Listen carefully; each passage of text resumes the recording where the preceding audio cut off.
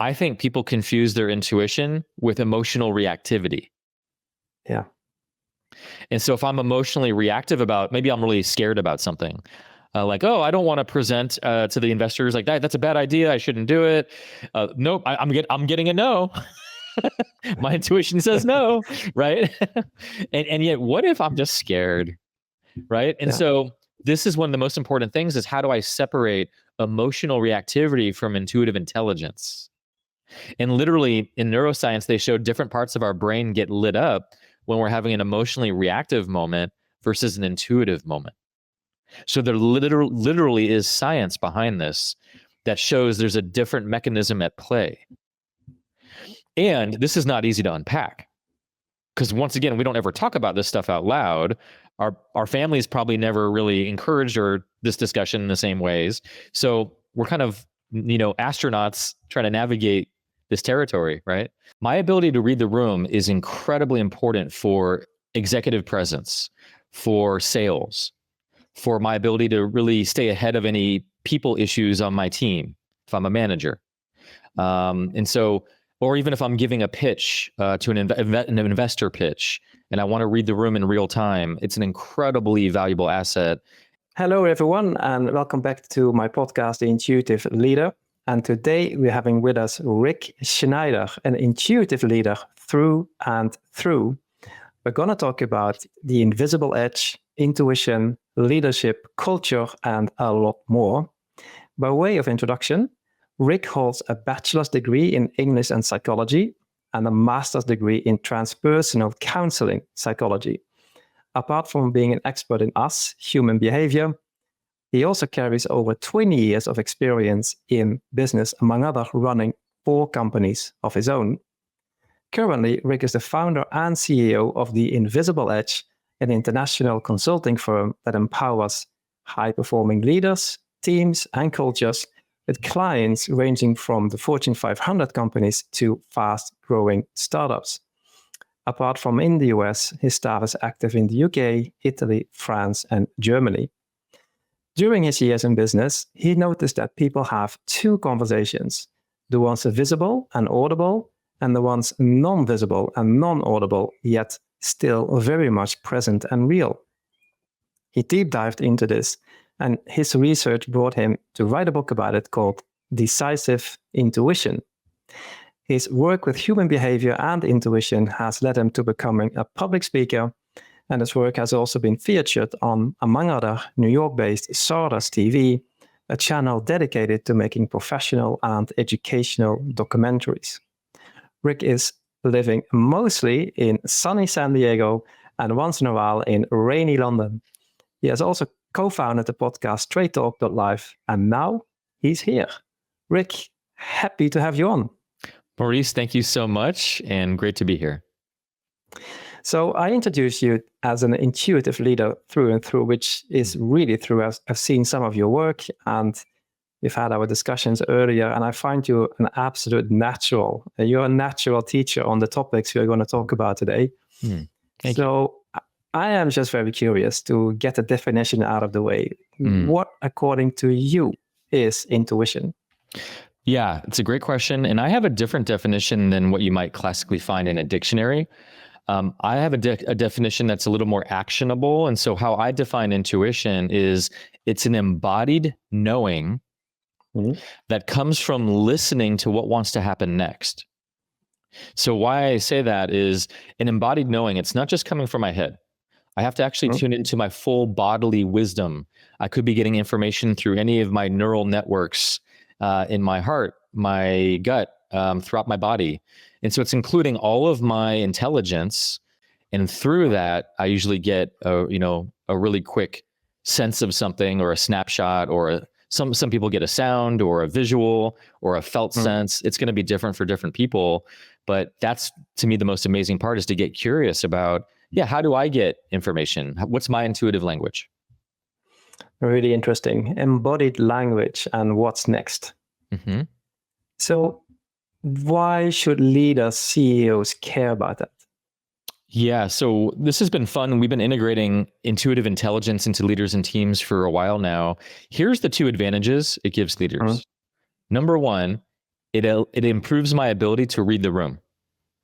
And number two, it improves my ability to anticipate the future or what wants to happen next. So just to go into those a little bit, my ability to read the room is incredibly important for executive presence, for sales, for my ability to really stay ahead of any people issues on my team, if I'm a manager. And so, or even if I'm giving a pitch to an investor pitch, and I want to read the room in real time, it's an incredibly valuable asset. And I think the best presenters are naturally great at intuiting the moment and what needs to happen. And then the other piece is around anticipating the future. So, it's, to me, this is really about innovation. It's about being able to see the marketplace and where it's going, or where our products might need to pivot or change based on the feedback we're getting from customers. And so it's just that ability to stay ahead and anticipate what wants to happen next. And so to me, those are two incredibly huge advantages for any leader in any organization.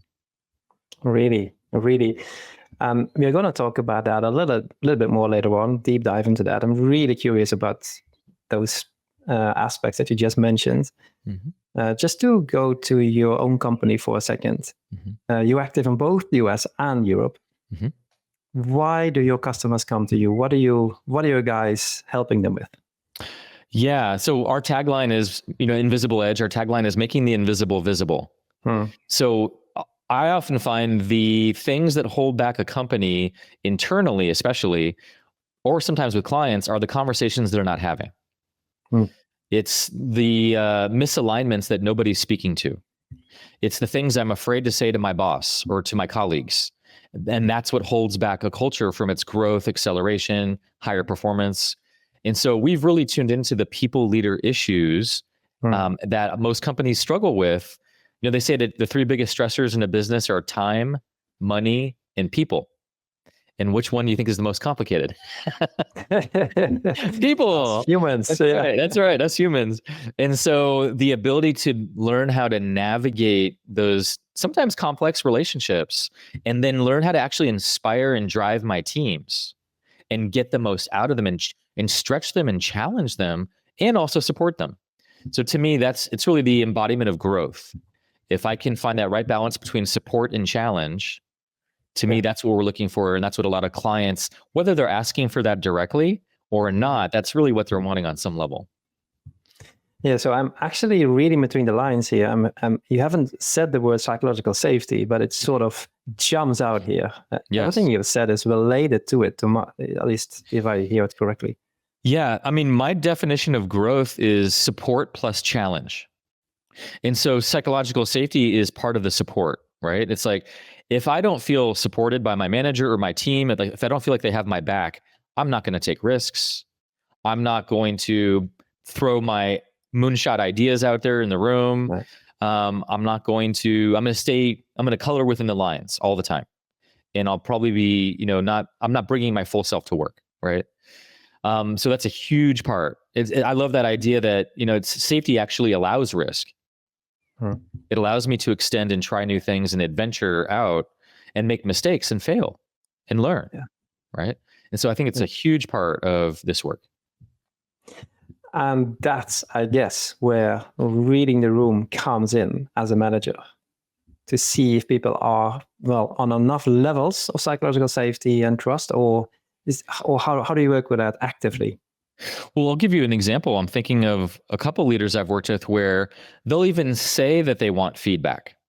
They'll say to their teams, yeah, I want your feedback. But when you give them feedback, it doesn't always go so well. They can be maybe defensive or hostile or combative. And I've seen this a few times. Even though they're saying even the words, I want feedback, they're actually signaling they're actually not that open to it. And so that's where, what is the tone that I'm setting as a leader? And if I'm really wanting to create a psychologically safe space, that means I have to be willing to receive feedback. I have to role model that, especially if I'm going to be giving that to others on my team. And I expect them to be able to receive it. It's got to start with me first. Right. Vulnerability comes first before someone else dares to do something, right? Exactly. Very interesting. You are nailing it. You're nailing the issue so well. I mean, people should hear this. You've also written a book, and the entire title is actually not only Decisive Intuition. It's, see if I get it right, Decisive Intuition. And then it says, use your gut instincts to make smart business decisions. And I know you wrote the book in 2019, which is only just 5 years ago. And I'm realizing, oh my God, so much has happened in 5 years. Totally. But something, our world has changed in the last 5 years. A lot. But something tells me that the core issue of your book is still highly relevant. So at its core, in essence, what's the book about? Yeah. So the book, there's a couple premises about the book. And basically what I'm putting out there is we all have access to our intuitive intelligence. That's number one. We all have access to it. Number two, it's something that we can also develop and learn. So it's actually it's a real skill that we can actually develop. And number three, leaders and teams that embrace and cultures that embrace intuitive intelligence have a distinct advantage over ones that don't. And mainly for the reasons we already talked about around anticipating the future and reading the room. Those are two huge advantages, right? But it's also good. So a lot of times the question comes up, well, are some people just kind of gifted with this skill of intuition? Because we all know some people that might feel more intuitive than others, or is it something that we can learn and develop, right? And so for me, I think of it like a musical instrument. There are people that are more musically inclined and they're more talented. Let's just face it. Like if I were to pick up the violin, I don't know how well I do. I'm not one of them on music. I'm pretty good with some instruments, but the point is, like, some of us have a natural gift.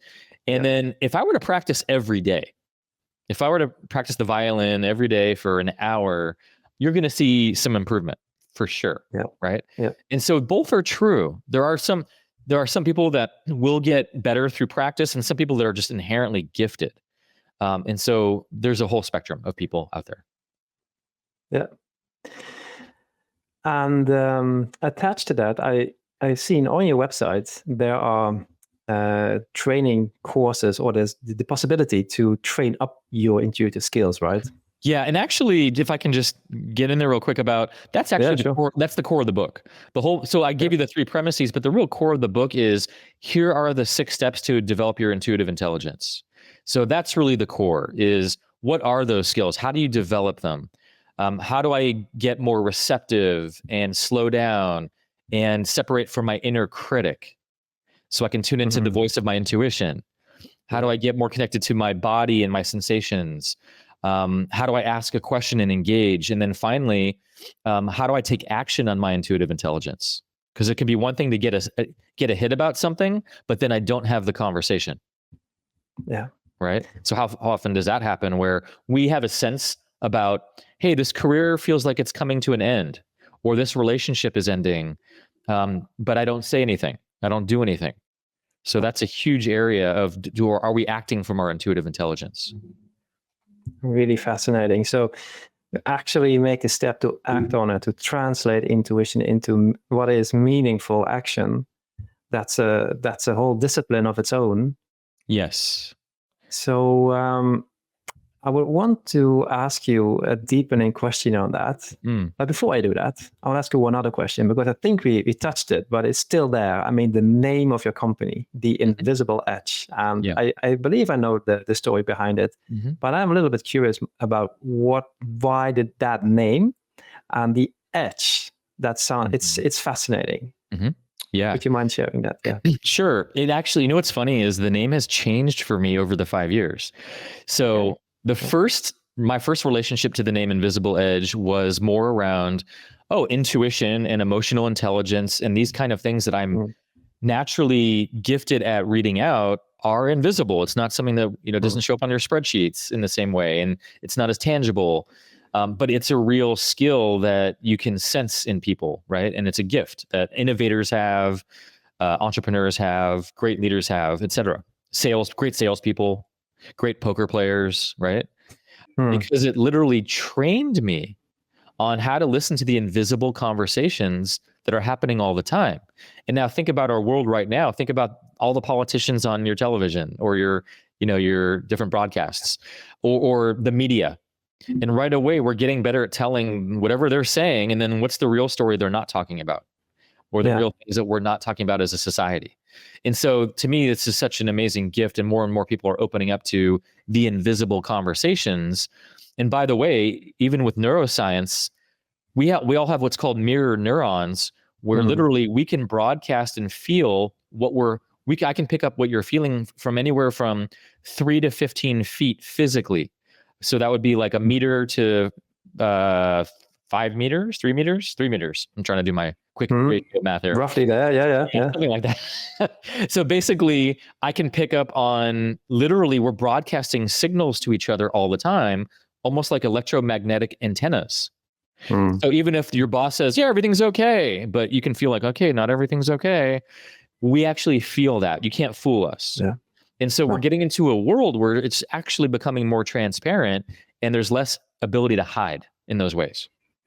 Yeah. And that is, in my view, at least, a competitive edge. Huge. So that's the edge part. That's right. So the edge is like the advantage. That's the edge. And then also going from the invisible to a visible there's an edge you have to cross. Yeah. And that edge is sometimes having the courageous conversations. It's being willing to name the elephant in the room or the thing that no one's talking about. Those are actually my favorite moments working with people. And even in my own personal life, even though sometimes it's so, mortifying to have to say something, or it can be very scary, those are the most alive moments, because you're getting into relationship with something that's more honest and something that's more real. And to me, that's where amazing things can happen from, and relationships can deepen as well. Yeah, you're removing toxics out of a relationship, or you are exploiting new ways for growth, right? People's best ideas that are being unsaid because they may be afraid. Exactly. And sometimes the best ideas we're not talking about because, once again, it might not be on the spreadsheet, or maybe my boss, or whoever's kind of the authority in the room is going in a different direction, and no one wants to challenge that or say something. No. So this is all very fascinating. And I'm going to ask you a question, and maybe some soul searching on your end. But do you have an example in your life, business or private, where you went against your intuition? So when you knew very well that my gut is telling me one thing, but I'm going to move against it. Do you have an example of that? And I'm curious how that felt the moment you went against it. Oh, I've had a whole history of not listening to my intuition. It's trial and error, right? Well, honestly, that's what inspired me to deepen into this topic. Because and the quick answer is, when I don't listen to my intuition and I know it afterwards, I feel a sense of self-betrayal. And it's a very specific kind of pain that's different than other kinds of pain, like loss, grief. That's a different kind of feeling, a different kind of pain. But to me, self-betrayal has a particular kind of sting to it, because I knew better. Yeah. Right. And so it's like I'm going against my own intelligence, my own values in a certain way at times, or what I know to be true or right. And so to me, it's a very particular kind of sting that I said, you know what? I don't want to feel this anymore. What if I listen to my intuition the first time, not the sixth time? Yeah. Right. And I have tons of examples I can share about not listening to my intuition. I'll give you one. I was co-facilitating a program. It's like a coaching training program many years ago with a couple other leaders. And we had maybe 30, 40 students for the year-long training. And there was this one student that I just had a bad feeling about. It was like very last minute. We already had everyone, in attendance, and this person wanted to come in last minute. And I just had this bad feeling in my gut, like, that we shouldn't invite this person into the room, into the course. We've already kind of set everything up, but something about this person doesn't feel great. Like I just had this kind of a foreboding feeling. And the other two, so I let myself be convinced out of my position, because I think the other two were more coming from money and economics. Like, well, if we have one more seat, that's actually better for all of us, blah, blah, blah. And he seems like a good guy. And so anyway, they voted letting him in, and I went with it. I said, okay, fine, sure. So I didn't really stand for what I believed in, and I didn't stand what I felt. And it turns out this guy ended up being like a kind of a grenade in the room that just really created a lot of chaos and drama and disaster. And it got really messy trying to manage this person. And I think we had to eventually even kick him out at some point in the program at the very end. But it created a lot of heartache and drama that did not need to happen. And it ruined, I don't know if ruin is the right word, because the experience that we have is the experience that we have. But man, I knew this was, you talked about like toxic relationships and being smart about that. This could have been avoided. Yeah, it degraded the course. To some degree, yeah. And it definitely made things more challenging, that's for sure. Yeah. And afterwards you said, I knew it. And I just have to share with you that when you conveyed or shared here how it feels to you when you go against your intuition, that sting of betrayal, of self-betrayal, that actually struck home with me. I didn't say it immediately, but it's really recognizable. And I was a little bit blown away, to be honest. I think, yeah, my God, that's actually what I feel. So you've had that same feeling yourself. Yes. I feel angry with myself, disappointed with myself, and self-betrayal. Yeah, why do I let myself down? And I knew it.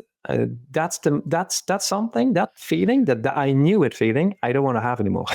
Yes. And even though I gave a dramatic example, I think there's more subtle examples every day.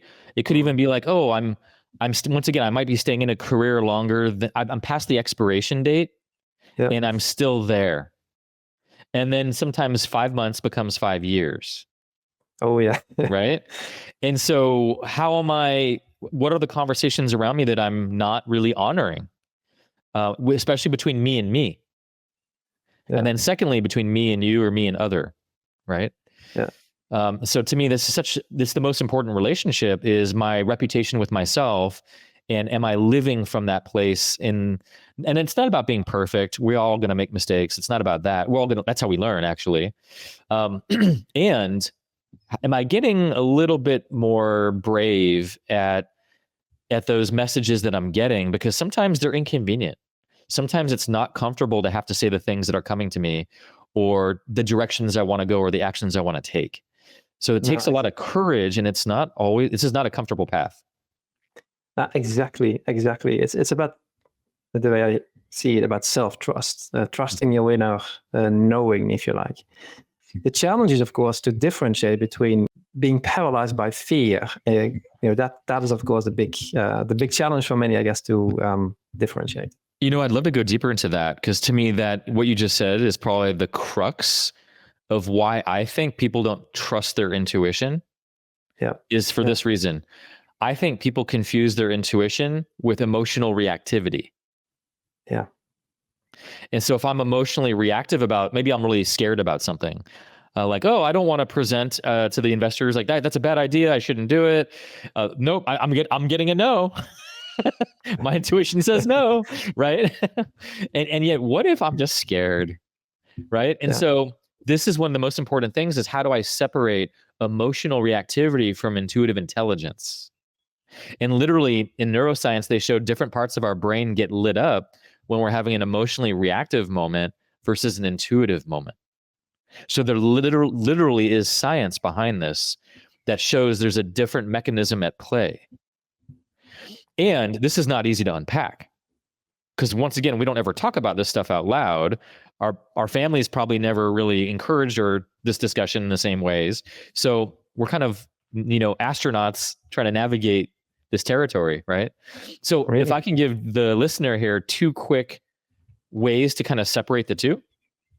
So if I'm having a very emotionally reactive moment, let's say I'm scared about something, or even if I'm overly excited about something, but maybe it's still not intuitively correct for me, but I'm just excited about the opportunity, and I abandon myself out of the excitement. Or a relationship that's not, let's say it's a toxic relationship, but I'm really excited by this person, so I ignore all the red flags. Can anyone relate to me out there?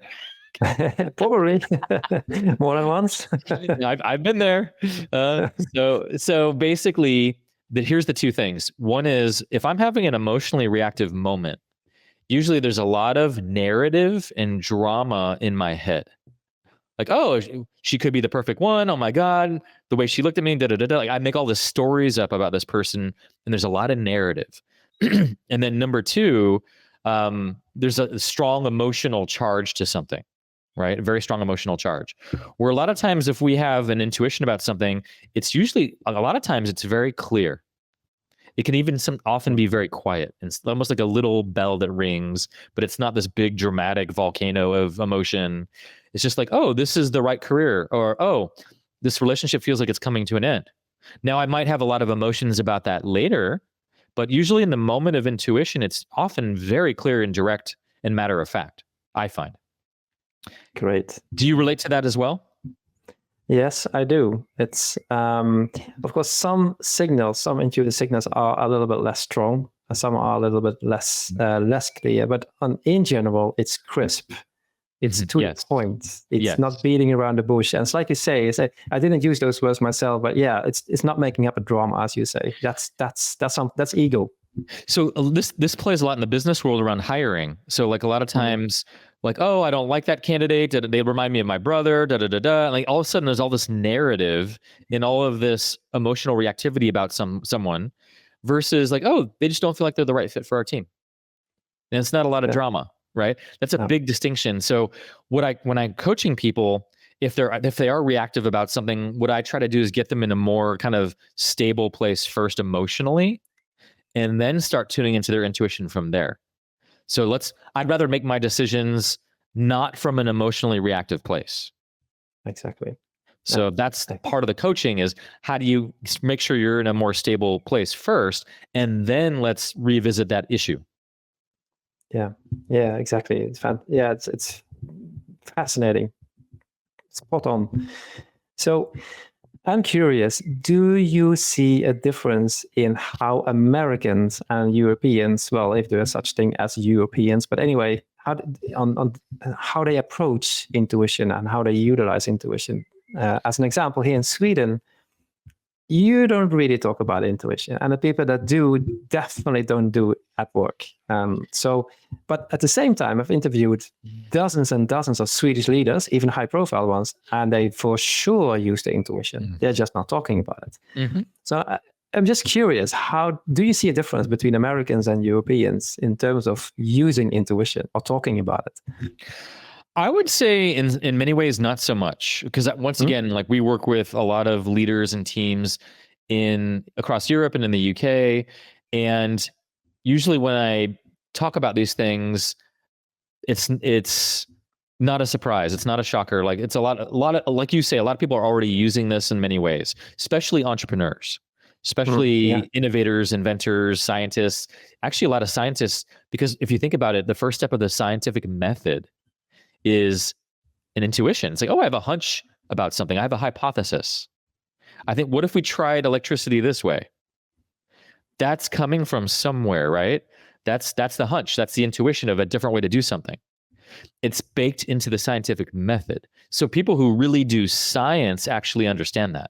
They get it, which has been fascinating, because I thought there'd be a lot of rejection in the scientific world, but people who really do science actually understand that's part of the process. So that's, to me, very exciting. Yeah. So I would say overall, I don't see a lot of difference, but I will say this. I do think one difference is I do think the American mindset, it was born from an entrepreneurial mindset and an entrepreneurial spirit. And so there is a willingness to be a little more outside the box and think radically and think different. And because there's more permission to do that than some cultures that I know in Europe, there's less permission culturally to do that. And so I think it just takes a leader to have to break through a little more of the cultural norms in that way to be able to, stand unabashedly in a radical view or a radical pivot in your business. But it's possible. It's just maybe a little more you have to break through to do that. Where in the States, they're more open to talking about some of these, ideas, even psychology and business. That was a radical thing to start to integrate that 20 years ago or so, when the Googles and the Apples started hiring coaches for the first time. And it unabashedly, like, oh, actually, this might help performance. This might help mindset. right? And so, but there was a time where that was seen as two totally different worlds. And so the US has been a lot of times on the cutting edge of these things because there's less cultural weight. Yep. That would be one of the differences I can see, but I've seen plenty of leaders, like you say, who've punched through that cultural barrier and have broken through 100%. Yeah. Does that match your experience too? Yes, it is. It is absolutely. So there's so many examples, even here in Sweden, of these intuitive leaders that just don't talk about it like that publicly, but they do talk about it in one-to-one. So that's you're right. But I see what you mean. In the US, there's this entrepreneurial mindset, and where does the next new big idea come from? Think outside the box, think big. There needs to be a spark somewhere, and it's more open in that, definitely. So I could listen to you for hours. So you're probably going to do that as well, off record. So I have two final questions for you. The first one is, if you would give like one or two tips to a leader to heighten their intuitive alertness. In the academic world, is known as the managerial alertness. It's actually intuitive alertness to catch opportunities. So, but in general, what would you say? Two ways of increasing intuitive intelligence for leaders. Mm-hmm. Yeah, really good question. And what's interesting is it's going to be different for different kinds of people. Yeah. I'm going to give you two opposite examples, right? Mm-hmm. And so I think one of them is about movement and one of them is about rest. So the movement part, many people that I've interviewed for my book, other leaders that I've interviewed, and sometimes how it works for me, find something where you get into autopilot with your mind, like a lot of times going on a run or going for a swim or a long walk in nature, where you're moving your body, you're getting out of your normal mindset, and you're actually slowing down you're getting on autopilot in a certain way. So information can come to you in a different way. You're shifting your mindset. Steve Jobs famously, when he would get stuck in front of his computer, couldn't think of the next thing, he would back away. He would walk around the Apple campus in Cupertino, California, barefoot. So he would have to slow down, because when you're barefoot, you have to slow down. And he would kind of get in a different mindset. And he said that's where a lot of his creative ideas would come to him. It wasn't by looking at the computer screen for another 5 hours. No. So he would change that dynamic, change his mindset, and get into some movement, get into his body.